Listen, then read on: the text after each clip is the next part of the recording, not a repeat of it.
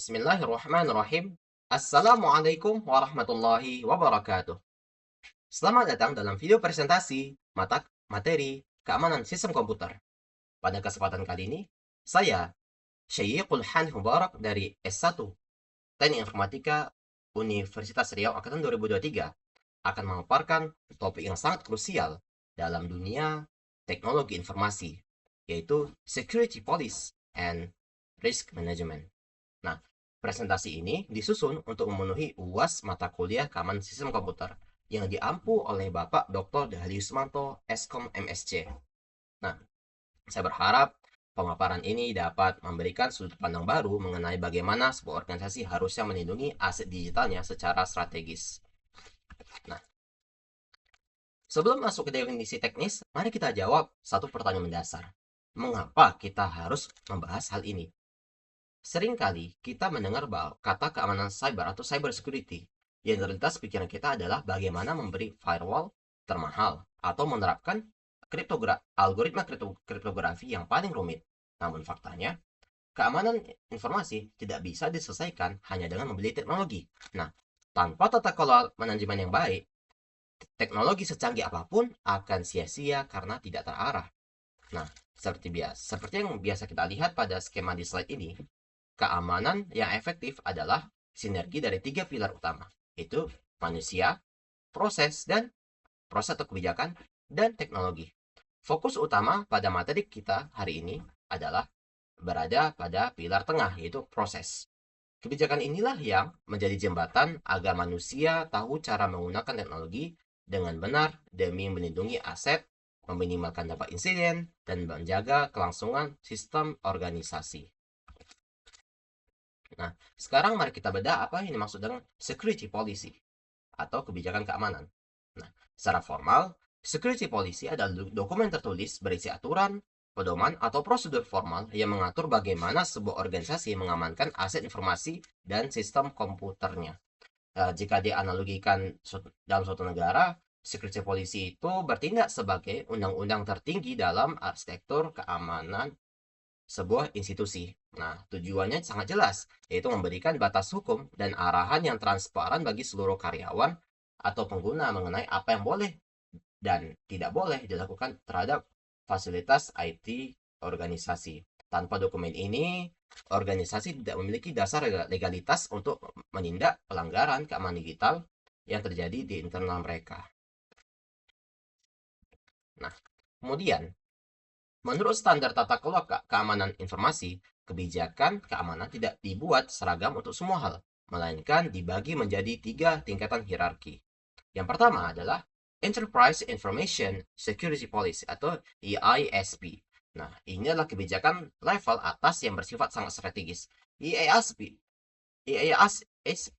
menetapkan visi, misi, dan filosofi keamanan organisasi secara menyeluruh yang ditandatangani oleh manajemen tingkat tertinggi. Nah, tingkatan kedua adalah Issue Specific Security Policy atau ISSP. Kebijakan ini lebih spesifik mengatur isu atau teknologi tertentu yang digunakan sehari-hari. Contoh konkretnya adalah regulasi mengenai aturan penggunaan internet kantor, aturan penggunaan email dinas, atau kebijakan Bio ID atau Bring Your Own Device yang mengatur penggunaan perangkat pribadi untuk bekerja. Tingkatan terakhir adalah System Specific Security Policy atau SSSP. Nah, ini sudah masuk ke ranah teknis operasional. SSSP berisi panduan konkret mengenai konfigurasi hardware atau software tertentu. Misalnya aturan bagaimana firewall harus konfigurasi atau kebijakan mengenai enkripsi dan rotasi password pada server database. Nah, kita sudah memahami ya apa itu kebijakan. Namun pertanyaannya, bagaimana kita tahu apa saja yang diatur dalam kebijakan tersebut? Nah, jawabannya adalah kebijakan tidak boleh dibuat asal-asalan atau sekedar menyalin milik organisasi lain. Kebijakan yang efektif wajib dilandasi oleh pemetaan ancaman nyata yang dihadapi organisasi. Nah, disinilah risk management atau manajemen risiko berperan. Manajemen risiko adalah proses terstruktur untuk mengidentifikasi, menilai, atau mengendalikan ancaman terhadap modal, aset, dan pendapatan organisasi. Manajemen risiko ditopang oleh 2 pilar utama yang saling berkesinambungan. Yang pertama adalah risk assessment, yaitu fase kita menilai di mana bahaya mengintai. Dan yang kedua adalah risk mitigation, itu fase kita mengambil tindakan nyata untuk mengendalikan bahaya tersebut berdasarkan aturan dalam kebijakan. Kemudian, mari kita bedah pilar yang pertama, itu risk assessment atau penilaian risiko. Sebelum kita menghitung nilai sebuah risiko, ada 3 elemen fundamental yang wajib dipetakan terlebih dahulu. Yang pertama elemennya adalah aset. Nah, aset ini adalah objek atau komponen yang berharga apa yang kita ingin lindungi. Contohnya di kampus kita, Universitas Riau. Nah, yaitu aset vitalnya berupa data nilai mahasiswa atau fisik dari server satu Unri. Kemudian elemen kedua adalah ancaman atau threat, yaitu entitas luar atau dalam yang berpotensi menyerang atau merusak aset tersebut. Contohnya adalah serangan hacker, penyebaran malware, hingga bencana alam. Elemen terakhir adalah kerentanan atau vulnerability, itu celah atau kelemahan internal yang ada pada sistem kita. Contohnya adalah sistem operasi yang jarang diperbaharui atau outdated patch, atau penggunaan password admin yang terlalu lemah dan mudah ditebak. Risiko terjadi ketika ada ancaman yang berhasil mengeksploitasi sebuah kerentanan pada aset kita. Nah, lalu bagaimana cara kita mengukur besaran risiko tersebut? Secara saintifik, kita menggunakan rumus dasar kualitatif dan kuantitatif yang berbunyi, risiko adalah hasil perkalian antara probabilitas dan dampak. Probabilitas mengukur seberapa sering ancaman tersebut mungkin terjadi, sedangkan dampak mengukur seberapa parah kerugian organisasi jika ancaman tersebut benar-benar terjadi. Untuk mengukurnya, kita harus melewati alur metodologi terstruktur sesuai standar NIST SP 800-300, yaitu dimulai dengan mengidentifikasi nilai aset, menganalisis celah dan ancaman yang relevan, mengestimasi seberapa besar peluang terjadinya serangan, dan terakhir menentukan seberapa fatal dampak kerugiannya, baik secara finansial maupun reputasi organisasi. Hasil perkalian dari rumus tadi kemudian dipetakan dalam sebuah matriks risiko atau heat map seperti yang terlihat pada slide ini. Nah, matriks ini membagi risiko ke dalam 3 zona keputusan prioritas. Yang pertama, zona low yang berwarna hijau, merupakan risiko rendah yang dampaknya kecil dan jarang terjadi, sehingga bisa diabaikan atau diterima sementara waktu. Kedua, ada zona medium ya, yang berwarna kuning. Itu merupakan risiko tingkat menengah yang memerlukan pemantauan berkala serta tindakan perbaikan secara bertahap. Dan terakhir, zona merah, zona high atau kritikal yang berwarna merah tadi. Ini adalah area yang berbahaya. Nah, risiko di zona ini harus segera diatasi. Nah, saat itu karena jika terjadi, sistem organisasi bisa lumpuh total dan mengakibatkan kerugian yang fatal. Dan apa itu risk mitigation? Nah, setelah kita tahu mana yang berada di zona merah dan kuning melalui risk assessment, kita masuk ke pilar kedua, itu risk mitigation atau mitigasi risiko. Mitigasi adalah proses mengimplementasikan kontrol keamanan untuk mengurangi tingkat risiko hingga mencapai batas yang dapat ditoleransi atau diterima oleh organisasi. Ada satu faktor fundamental yang wajib difahami oleh setiap praktisi IT. Membuat sistem yang 100% aman adalah kemustahilan absolut. Risiko nol itu tidak akan pernah ada di dunia nyata. Bahkan setelah kita memasang proteksi berlapis pun, akan selalu ada sisa risiko yang tertinggal, yang kita sebut sebagai residual risk.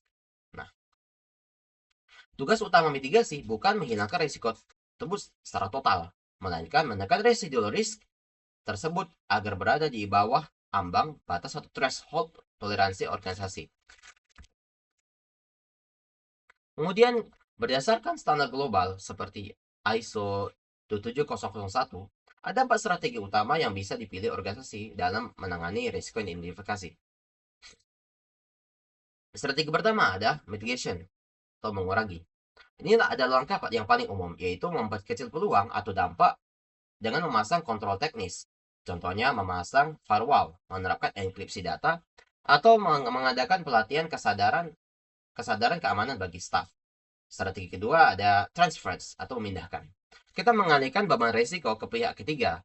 Contohnya dengan membeli asuransi cyber atau memindahkan infrastruktur server lokal ke layanan cloud premium seperti AWS atau Azure yang memiliki tim keamanan khusus.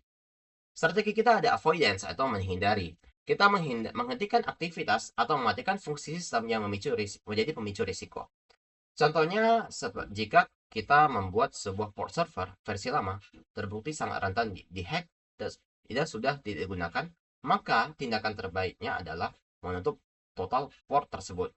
Nah, strategi terakhir adalah acceptance atau menerima, yaitu organisasi memilih untuk membiarkan risiko tersebut jika terjadi dengan pemantauan. Strategi ini diambil secara rasional jika biaya untuk memperbaiki sistem jauh lebih mahal daripada harga aset yang dilindungi itu sendiri.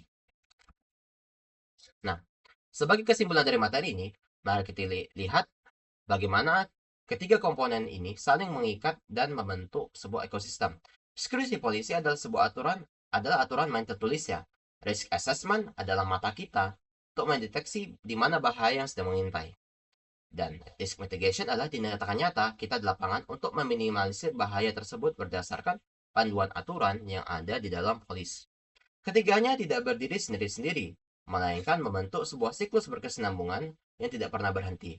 Seiring berkembangnya teknologi dan munculnya varian ancaman cyber baru, siklus ini harus terus berputar untuk memastikan ekosistem teknologi informasi di organisasi kita tetap kokoh dan tangguh.